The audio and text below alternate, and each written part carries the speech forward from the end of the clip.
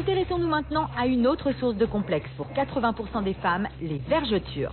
Alors, bonjour madame. Marie, 33 ans, a développé des vergetures après ses 3 grossesses. Elle consulte aujourd'hui le dermatologue Michael Naouri pour tenter d'en venir à bout. C'est gênant, c'est très gênant. Dans le cadre de l'intimité, sur la plage, pas de maillot de bain de pièce. Ah non, là c'est hors de question, c'est vraiment pas beau. Elles sont situées où ces vergetures? Alors, tout sur le bas-ventre. Pendant ces 3 grossesses, pour permettre à ses bébés de se développer, la peau du ventre de Marie s'est étirée jusqu'à craquer. La vergeture est liée à une cassure de la peau qui ne peut plus suivre la croissance de ce qu'il y a en dessous. Ça peut être par exemple lors d'une grossesse, la croissance liée au bébé, ou bien lors de la croissance à l'adolescence, la croissance osseuse. Donc vont se produire des cassures qui vont donner lieu aux vergetures. Dans le derme, tissu qui fait office de soutien, on trouve des fibres élastiques. Ce sont elles qui vont finir par lâcher. Explication avec le docteur Philippe Denis. Ces faisceaux élastiques ont des formes de vagues qui leur permettent d'avoir une longueur plus importante que si elles étaient rectilignes. Et ça leur permet de se distendre et de revenir en position.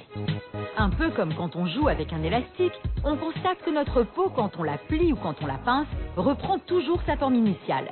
Regardez maintenant ce qu'il se passe quand on prend beaucoup de poids comme pendant une grossesse ou quand on grandit d'un coup comme à l'adolescence. La peau doit s'étirer beaucoup en peu de temps. Comme ce film alimentaire que l'on force à s'étendre, elle finit par se déchirer ou se gondoler. Ce sont les vergetures. Du fait de la fracture, de la rupture des vaisseaux élastiques, la peau va s'écarter et provoquer des crevasses. Vous comprenez maintenant pourquoi au bout de 3 grossesses, la peau du ventre de Marie n'est plus élastique. Mais alors, peut-on y remédier? Même si elle n'est pas encore capable de réparer les fibres élastiques, la science aurait trouvé une parade, renforcer les fibres de collagène grâce à une technique arrivée en France il y a 3 ans, la radiofréquence intradermique. Est-ce que vous êtes prête? Je vous fais une petite touche d'essai.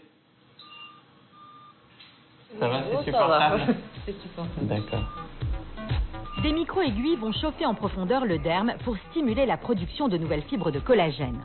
Rappelez-vous, c'est ce collagène qui va donner à la peau fermeté et résistance. Il va y avoir un phénomène de rétraction quasi immédiat, un petit peu comme quand on met un steak sur la poêle, dès que ça chauffe, les tissus se rétractent, donc on va avoir une diminution de la largeur de la vergeture. Et la chaleur va entraîner l'apparition au fur et à mesure, sur quelques mois, d'un nouveau collagène, donc une néocollagénèse. Cette technique permettrait de diminuer les vergetures, mais pas de les éliminer complètement. Alors malheureusement, elles ne vont pas totalement disparaître. On vise une amélioration de la texture de la vergeture de l'ordre de 50%. Si vous n'avez pas encore de vergeture, le mieux est de vous en préserver en hydratant régulièrement les zones à risque, surtout pendant l'adolescence et la grossesse. Pour diminuer la cellulite et les vergetures, des traitements nouveaux existent. Et la science continue à progresser. E = M6, c'est tout pour aujourd'hui. À dimanche prochain. Très bonne soirée sur M6. Bonsoir.